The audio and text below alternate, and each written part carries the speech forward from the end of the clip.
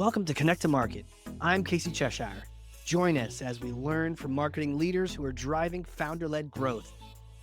We're sponsored by Ringmaster, building B2B podcasts and communities to reconnect you with your audience.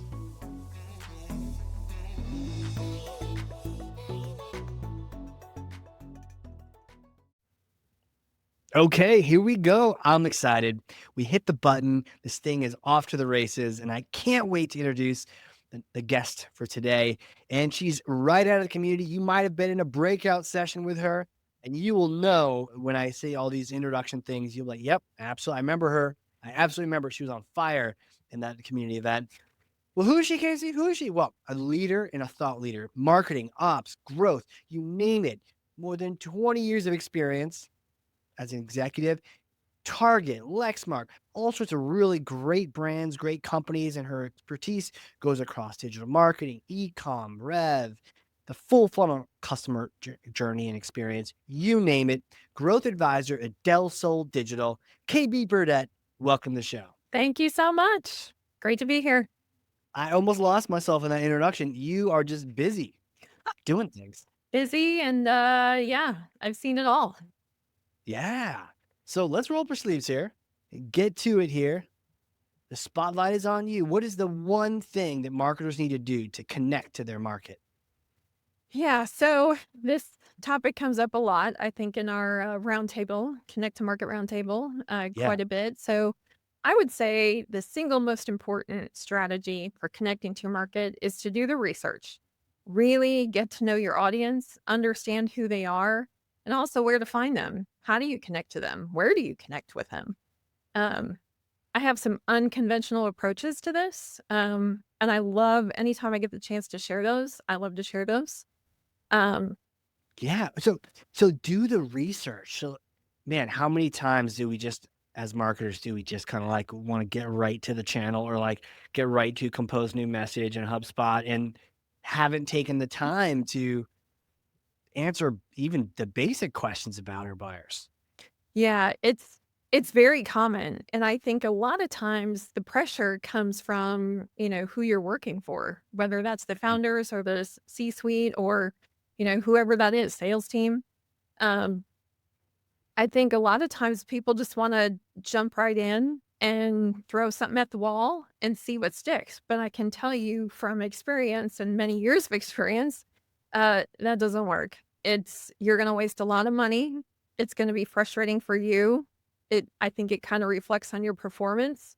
At some point in time, eventually it's like, hey, this isn't working. Must be you. When actually it probably isn't. It's, you're throwing things at the wall. You're trying to see what works, what doesn't work. But it's really incredibly important to do the research and get to know your audience first before you go in and dive in and start to, throw messaging and various different channels. Because the other thing I will say is not every channel is great for your company, your brand, your product, your SaaS, your AI, your whatever you're selling. It's that's pretty important too. I've learned a lot, especially recently. Joined a couple of different groups. Yours is one of them, and in another kind of startup founder group. And the things that I learned from other people is really valuable too. LinkedIn, I'm starting to see the trend on LinkedIn where, people are just using ChatGPT to post whatever, right?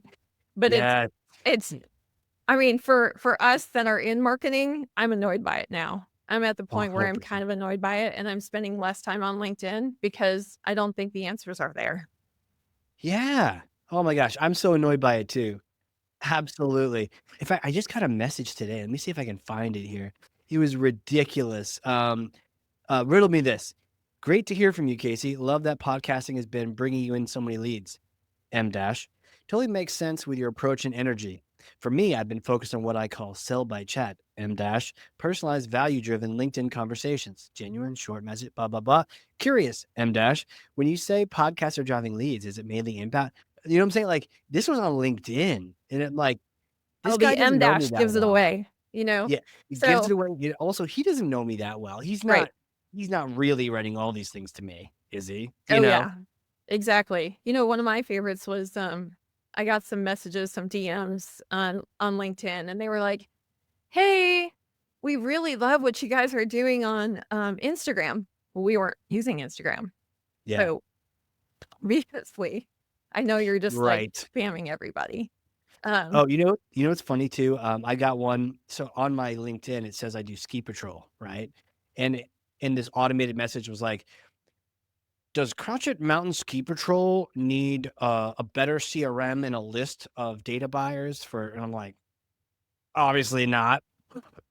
It's for skiing and rescuing people on the side of a mountain. Like whatever weird automation. It's actually I should leave that in there because it's like a nice like false flag that just flags for people that you totally just skim that off of LinkedIn. Man, well, hey, real quick, you brought up the spaghetti against the wall, right? Throwing it again, and I love that imagery. And as you brought it up, it made total sense that while it's fun to do that, and there's certain times and places to do that, there's so many permutations that if your sole strategy or your starter strategy is throw, see what sticks, you may not get anything to stick, That's exactly right. and then you're out, right? Right. I Dang, mean, it's not a great approach. You've gotta do the research first to really get to know, your audience, and it's okay if you don't even really know enough about your audience, coming out of the gate, because if you take some of these unconventional approaches, I think you're gonna learn. You're gonna learn a lot. I think it's important to document a lot of what you're learning, yeah, so that you can go back to it, and tweak it and change it because it is gonna evolve. It is gonna change. But, throwing stuff against the wall is not it's just not the way to do it. that's not it. No, you're gonna waste a lot of money and time. Losing strategy. So, all right. So the real question here, the $1,000,000 question is like, when you say do the research, what do we got to do? So one of my favorite I have 2 favorite kind of unconventional approaches, and I'll Yeah. tell you guys all the details about both of those. So Okay. my first one is trade shows. If you can go to trade shows and have those conversations in person with your ICP or your target audience, I think that's great. That's the conventional way to do that. However, there's a couple challenges with that. You typically talk to a limited number of people because there's only so much time. And a lot of time you're going to keynotes, you're going to sessions, you're listening, you're doing a lot of, listening. And then some of those networking events, you know, it's it's sort of like going hunting. Like you're trying to find someone who is your audience to have a conversation with them, but it doesn't always happen. I think a lot of, startups, they don't necessarily have the money to do a full booth, that full experience. Get the team there, have, 20, 50, 100 conversations. So one of the things that I love to do, when starting out is to actually just look at the website, comb through the trade show website, create a list of keywords, buzzwords to find new ways or, the way to talk to your audience. So look at the event schedule, read every single keynote, read every single session description that is even closely related to the problem that you're solving or whatever it is that you're doing. Um, During that event, if you're not there, that's okay. Read the event's blogs, look for their LinkedIn posts, go through their sponsors, find maybe your competitors, read their LinkedIn posts about what's going on, at the show or at the conference. To see what people are getting excited about, to see what people are interacting, maybe with the sponsors or the trade show itself, on their posts. And then from that, you want to create a list of about 50 themes or phrases that you can use and sort of test with headlines, emails, display ads, landing pages, case studies, blogs, and even sales calls. It's important to have dialogue with your sales team so that everybody's on the same page. Everyone's speaking the same language, the language of your audience, your customers. Right. Not your own language, but their Yes. language. Yes. Man, what a great way. Thank you so much for sharing that hack. What a great way to get the data and not even being at the conference. And Yep. if you're tweeting about it too, Like, you could have people saying, "Hey, where are you at?" I'm like, "I'm not even there, but I'm there virtually." Um, yeah, what a challenge it can be. And as you mentioned the networking events and how it's like hunting, I also was thinking, man, sometimes the challenge is at the networking event, at the end of the day, I mean, I are you gonna be the one person talking shop when everyone's just trying to get a drink and, like, talk Right. about the weather in San Diego Right. and their kids or whatever, and you're like, "Yeah, but cool, but tell me about the problem that's facing you with agentic, changes over here," and you're Right. like, "Mm, Right. I mean, yeah, maybe it's not the right time." you go to these trade shows and oftentimes you come back and you have to prove the value of being there, you know, Mhm. to justify the expenses, of being at these conferences and trade shows and having the conversations and ultimately getting the meetings, right? That's Totally. everyone's goal. Um, and it's, there's this direct correlation with that. But in my opinion, there's another way to use trade shows to get to know your audience without even being there. And this is it. Do the Brilliant. research, comb the Brilliant. website, comb the LinkedIn posts, just spy. Spy on the Right. event without being at the event. Yeah, and I also love the takeaway of the 50 phrases or themes that you can take away from that one event.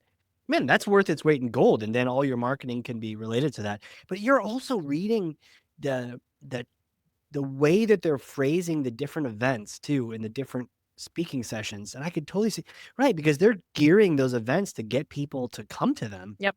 So they're gonna be at their best. They're gonna be using whatever phrases and key pain points they think are best optimized to get attention. And the description, same way. Mhm. Yeah, I could see that being an absolute gold mine.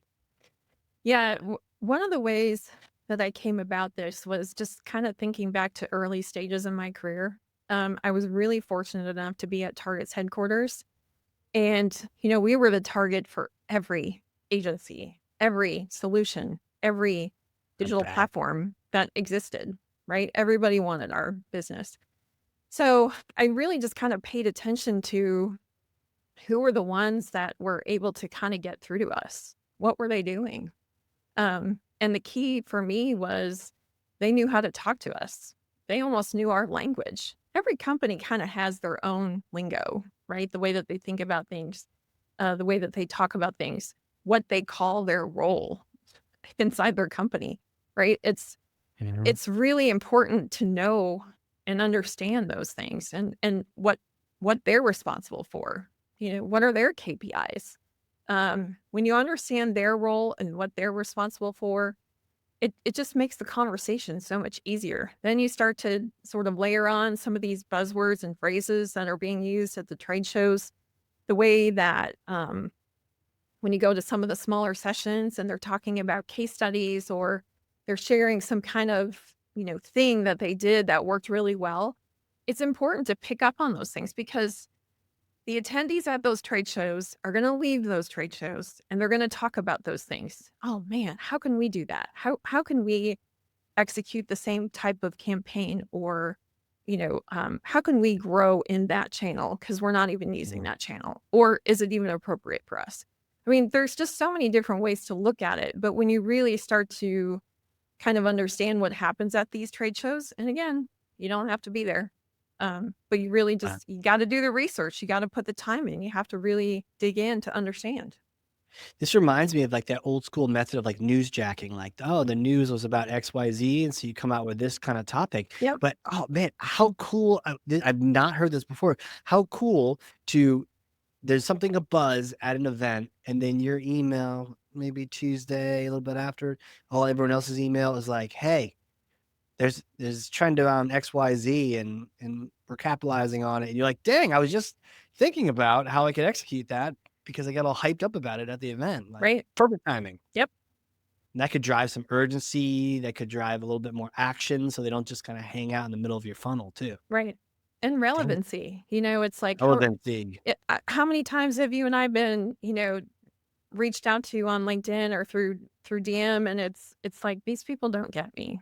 They're it's they don't know what I'm doing. They clearly haven't done any research. Yep. And I have zero connection with this person. So bye, delete. It's kind of amazing to me. And there are people out there that believe, that volume is the play right now. Send out 10,000 spam emails. I just don't I just don't think that's the way to go. That's not it. Nope. That's not it. Yeah, and I think it's quickly becoming more and more not the way to do it, right? It only gets worse as you add in AI and everything else. So Yep. absolutely brilliant. And that's just one of two.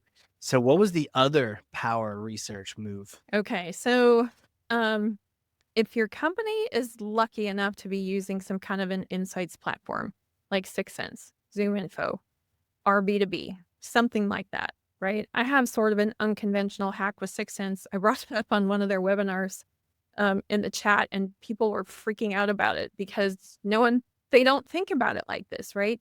So the thing about marketing tech stacks is you're typically trained by onboarding teams, and they've not really ever walked even a block in your shoes. Seriously. They know So how to true. configure the platform, but they actually don't know how to leverage them, how to leverage the platform to better understand your audience. So, these kinds of platforms, they're known for alerting you when someone visits your website. But I'll share an example of how I used Six Sense to get better results across all my different channels of marketing. So the first thing is take that list of keywords that you just figured out from, going to a trade show or studying a trade show or researching their website or whatever it is. So start with that list. It can be 50, it can be 100, it can be whatever it is. Um, Upload that into Six Sense. I think Six Sense and Zoom Info, they always have you kind of start with a list of keywords like that. In the onboarding process, that's where they start you. So make sure it's coming from a good place, like the research that you did from a trade show, not your internal sales team, not your developers, Yeah. right? Not internally. Know what's going on in your market. Yeah. Um, and then for your audience, do not use the filters in these tools like Six Sense and Zoom Info. I have found that approach is way less effective than if you just start with a list of 200 plus of your best customers that you've curated. These are either your 200 current best customers or it's whoever you think is your best 200, or who you want. If you had 200 of the most amazing customers, they were always in your platform, they were always using your software, they were always using your AI, they're logging in daily, they're spreading it to their teams. Now you've got multiple team members using it, right? Those are your best customers, the ones that are constantly Yeah. using it. Start with 200 of them. Okay, so you've got your list of keywords, buzzwords from the market, from the industry, from the trade shows. You've got your list of 200 or so customers, that will match, right? So Six Sense said they have some kind of a process. You really only need like 3 things about that company to upload it. It's like, what country are they in? What domain is it? And I forget the third one, but it's very little that you have to know about these companies. Now, run a really cheap, inexpensive display campaign to those 200 companies to see what messaging, headlines, keywords that you took from the trade show gets them to your campaign landing page. Just keep iterating until you know what messaging works. Now you're going to have it down to kind of a science of these 10, these 20, these whatever, however many phrases are really getting them to click through. Those are the things that you want to kind of focus on. Here's a tip, bonus tip. Write blogs and articles using those 10, 20, whatever keywords are performing the best to become known in the industry as the expert around whatever thing that you do, surrounding the things that your audience cares about. That, Mm. yeah, I think that's kind of what the reaction was on this webinar. Even Six Sense didn't even think of this, right? They weren't even thinking along these lines of like, this is how you use our product. I think everybody just starts with the conventional. You upload your keywords, you filter based on, company, location, size, whatever. Your list of 200 plus best could be anything, right? But they're your 200 best. You want more of those. So when you figure out what words work the best with those 200, then use the filters. Don't start with the filters. Start with the 200 best. Upload that into 6sense. And now you've got sort of a plan, a strategy to go after a larger audience. Then when you use your filters, you will start to see, more companies like that are interested in what you have to say. Man. And I see the follow on with the blog and articles just absolutely establishing you as the thought leader in that space. And you're talking about exactly what people want to hear about, Yep. what they've been, and it all ties back into that original research. And now I feel like this is like a two-part masterclass, and it doesn't require overcomplicating and an intricate knowledge of Sixth Sense or any tool you're using. It's like straightforward. In fact, you're like, don't get overcomplicated at the beginning. Start with these 200. Yep. Go from there. Yep. Damn. Yeah. I truly believe, I think more companies, if they started to take this approach, they would see more success and growth over time versus, everyone is coming out of the gate and they hire like a growth hacker or an advisor like myself. And they're just expecting an instant rocket ship. I hired you, you're a growth advisor. I'm going to go from 0 to, 20 million in 6 months. No, it doesn't work like that. It takes No. time, but you've got to have sort of the right mentality and the right approach, I think, with some of what is in your tech stack.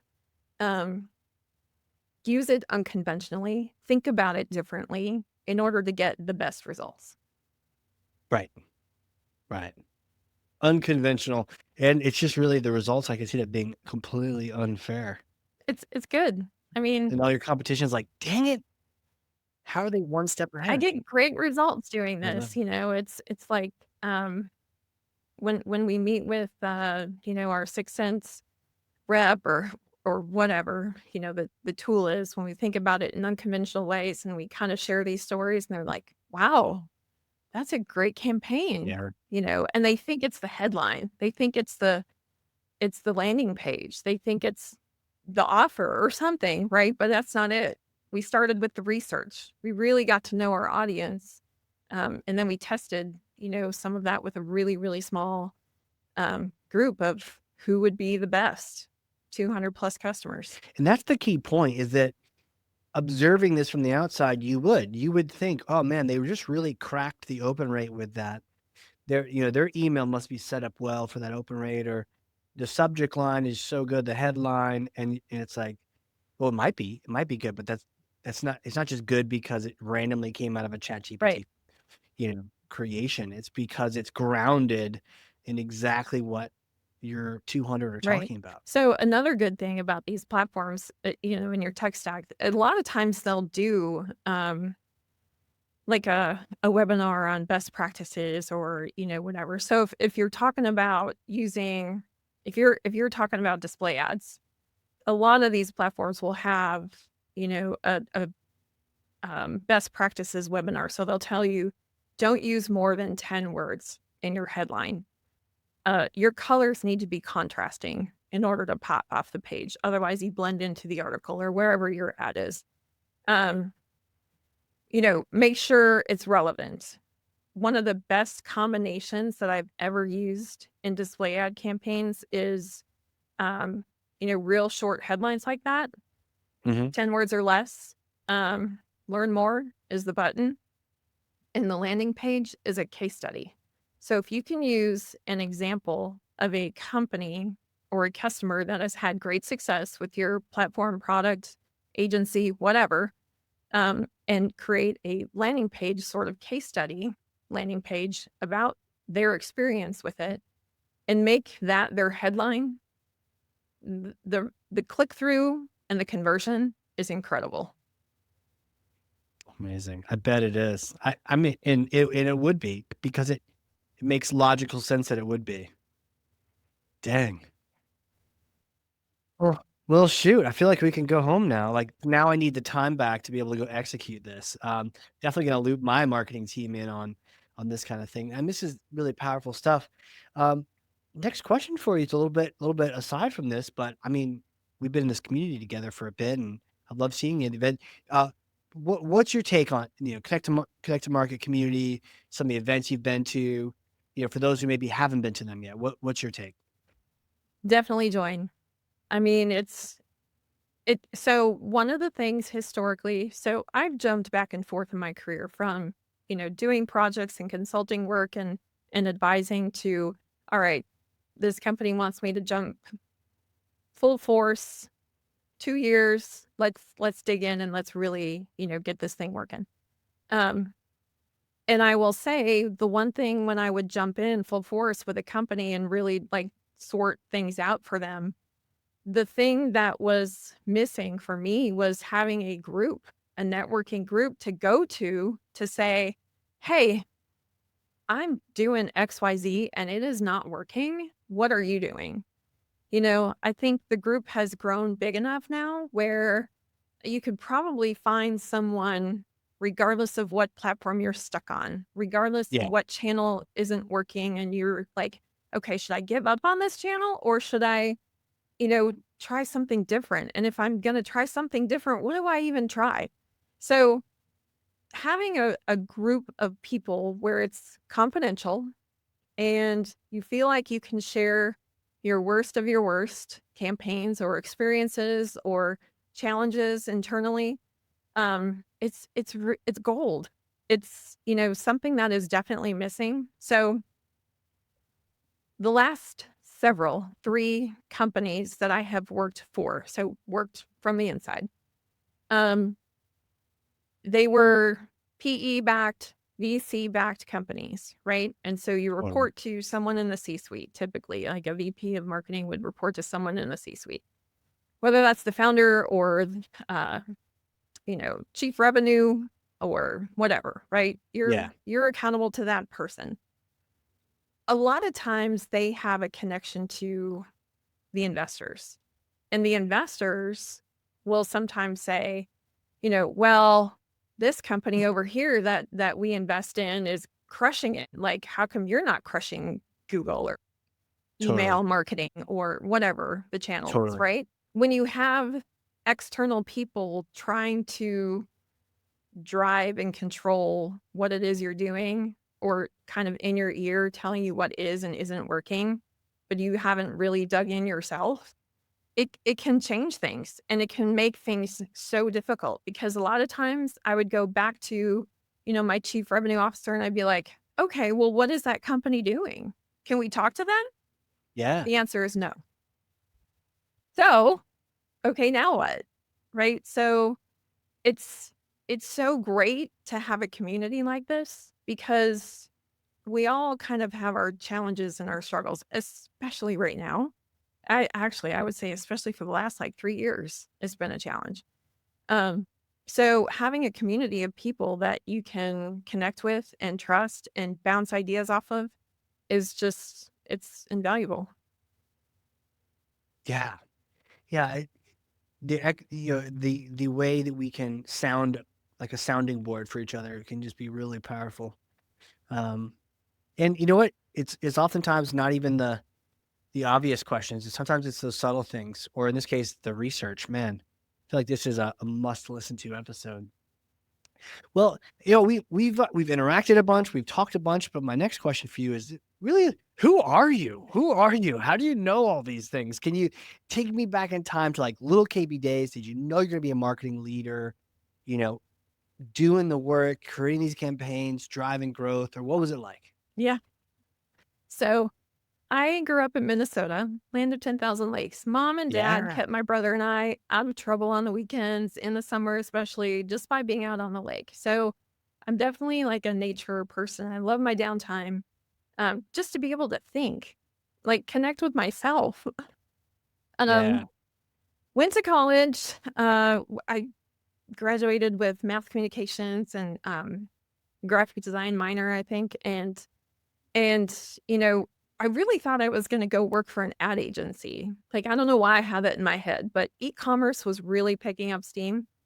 So, after a couple of small companies in kind of the Minneapolis area, I ended up working at Target's headquarters for about 6 years. I learned a lot about what it means to do innovative marketing. I mean, they I were bet. crushing it, back in the day. They still crush it. Um, so I took sort of that innovative approach and thinking and strategies to a global company, Lexmark, and I was able to travel the globe, connect with other marketing teams around the world. I really spent the first half of my career being a total sponge. Um, After Lexmark, I did about 5 years, almost 5 years there. I came back to e-commerce and worked for a regional retailer. And for a while, then I made a jump to the B2B space because I started to see e-commerce, what you can attach to it, and how powerful it can be for, your sales, your brand, your audience, whatever it is. Unfortunately, um, after my jump to the B2B space and technology and data, my son got really sick in Oh, no. 2015. Yeah. So I stepped away from corporate life. I homeschooled him through the home hospital program. I wanted him to be able to move on in life. Wow. And he got better, so it's all good. That's He's good. incredibly, healthy, strong, great. Um, but when he was not well, I picked up a few projects. At this time, and then over the next 10 years was kinda going back and forth, like I mentioned, between corporate roles, like VP levels in marketing, and then helping former colleagues figure things out and putting Yeah. together strategies for them. So I finally made the leap this year, start my own digital agency, Del Sol Digital. Um, we live in Tampa, Florida. Um, I like to consider myself solar powered. We love to Yeah. be outside. I have a beautiful garden in the backyard, so I'm always digging in the dirt. Um, I've been on a health kick for the last year or so. Um, I don't know, hoping to start a tiny citrus and herb farm next year. I don't know. I can go Hell on and yeah. on. Yeah, hell yeah, though. It's funny, like, we did homeschooling as well for our son, and man, it is one of the most underrated, underappreciated things because it is work, and I think sometimes the thought is that, like, people are slacking, and maybe there are some people in the hill country somewhere, but genuine parents who take on that role, like, "Oh my gosh, are you in your room 24/7?" And it's usually because something's not easy, so it doesn't mean it's like, "Oh, let me just coast through life here." So that is a real thing.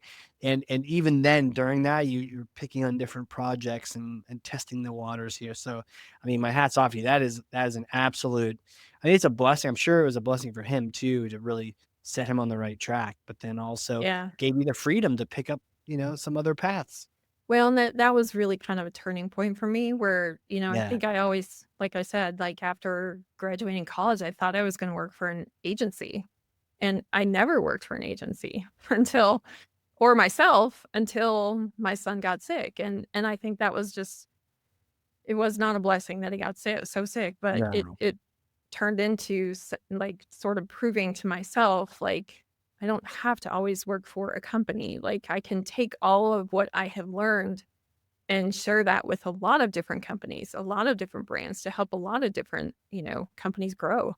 Um, so it was pivotal, definitely a pivotal moment for me. And I think in that moment too, I realized that I had really built up a great network of people throughout my career and what it had been, to that point.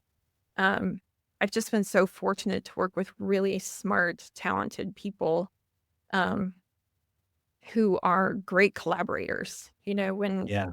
that's another sort of thing about, like, my philosophies. Like, if you don't have great dialogue with the people that you're working with and for, and it's really more of a, you know, one-way communication, like telling you what to do, that's a problem. But I've been just so incredibly fortunate to work with people who, you know, were great at collaboration. So when someone reached out to me, I mean, it wasn't even in my plan. I just had planned to take care of my sick son and help him, move on to the next grade Yeah. and go Yeah. back to school. Yeah. Um, but someone had reached out and they were like, "What are you doing?" I was like, "Taking care of my sick son." So it was, Were they like, well, do you have any more free time? yeah, they're like, how much like free time do you have? It was like, why are you asking? Right. Right. So we got into the conversation, and it ended up being just a great sort of springboard for me to kind of go off eventually on my own, which is where I am. Man, powerful. Well, my next question for you is a bit of a hypothetical question. Are you ready for I'm this? ready. Okay. Because you see, I may or may not have a time machine up here in New Hampshire. And you come visit, little, marketing event in Boston, maybe HubSpot brings it back to Boston. Who knows? But you're in Boston, we come visit, and the time machine's in the backyard. It's covered in a tarp, people. So we hop on this thing, but it's a special time machine where you get to go back in time and meet yourself 4 days after graduating with that marketing comm degree, right? So like, what would you tell that KB? What would you tell yourself back then? Be open to anything. I think a lot of college graduates think this, that they have their mindset on a certain path. I actually just did an interview with someone who was my intern who's in college now, and one of her assignments was to interview someone, a leader in marketing. So this is the exact same advice I gave her as well as her classmates. Be open to anything. Learn everything. Even AI. I I mean, I know there's so much talk about AI is gonna take over our jobs, and it's not. It's, um it's a great tool. It's a great tool for ideation. It's a great tool if you are, um, experiencing writer's block, right? I mean, Oh yeah. copywriters everywhere. Um, it can, help generate different ideas. It can use different words that you maybe would not have pulled out of your brain. I mean, they're great tools, but my advice would be just have a really open mind because this can go anywhere. And I think sort of the path of marketing over the last 20 years has proven that. Yeah. Just be open. Man, do you think if you told your younger self that, would you listen? No, I was pretty stubborn. I always tell people, especially if I'm, talking to a potential new client or whatever it is, I was incredibly fortunate to start my career at Target. Yeah. Um, for a lot of different reasons, but the biggest reason being they were so experimental back in those days. Um, we didn't have anything figured out. I think our team was called interactive marketing. Huh. And the goal was engagement. That's the word now. But back then we were using, interactive. We want our guests to interact with our brand. So it's, I mean, it's just really interesting how far things have come, but that being at headquarters at a very big company like that was really doing some pretty wild and innovative and crazy things was just, man, so lucky for me. My husband Yeah. and I actually, we were just talking about the other day. He was asking me like, "What are some of the wackiest, things that you guys did?" Um, and at the time, Target Corporation owned a company called Marshall Fields, which I think eventually became Macy's. Um, the Macy's flagship store was, I think, downtown Chicago. We did a vertical fashion show on the side of the building. Really? We partnered with Yahoo to make it, a big deal. I'm aging myself right now, but um, regardless, it's fine. Still.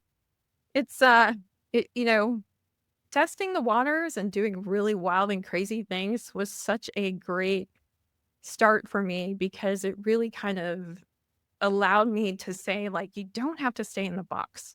You don't have to, you know, do what everyone else is doing. Everyone else was trying to do what they were doing. So Right. it was a really good sort of foundational start for me from a career perspective. Forever grateful. Yeah, what a launch pad to be a place that can try wacky things first of all, they have the leadership to be able to try it, but then also have the budget to be able to pull it off. Yep. I mean, that's the other thing, right? So startups, you got zero budget. But that's why I'm giving you these tips and these hacks and these tricks, because you don't need a ton of money. There it is. Boom. Where can people reach out if they want to connect with you? Just go to the website, delsouldigital.com. All right. We'll link right to that. It'll be in the show notes. People can hit you up with that. Man, thank you so much for coming on here. I don't know if you look, it's been like a time warp of its own, just this conversation and time's flown by. Thank you. I feel like, again, masterclass, your hacks, the idea of farming the data from the events, not even being at them, Nope. because there's the challenges to be at them, but to farm the data and the details of the events, even on the website, and using that to empower the Sixth Sense and the other tools to go after that 200 and to prove it. And then, man, the blogs, the articles, it's so efficient. It sounds so effective. I can't wait to do it myself. And I appreciate you. Thank you. Absolutely. My pleasure. For those listening, if you learned something, I freaking know you did, because I literally have 2 pages of notes over here, front and back. Then share this with someone else. 1 person, 2 people, 3 people, 9,000 be cool, but even 1 person, like, who needs to hear this? If you bump into someone that's struggling to try to get their marketing to resonate with their buyers, it's not the headline, it's not that latest trick or that this or that. It's just doing the research. If they need to hear it, share this episode with them. And man, happy hunting out there, everyone. This is going to be such a good, I can't wait to do this. So again, KB, you are the best. Thank you. Thank you. Absolutely. It was fun. All right, everyone. This has been a crazy, cool, exciting episode of Connect to Market, the pod. We will catch you all next time. And that wraps up another episode. Thank you for joining. For show notes and other episodes, visit us at connecttomarket.com. Connect to Market is sponsored by Ringmaster, creating podcasts and communities that create relationships, generate revenue, and drive growth.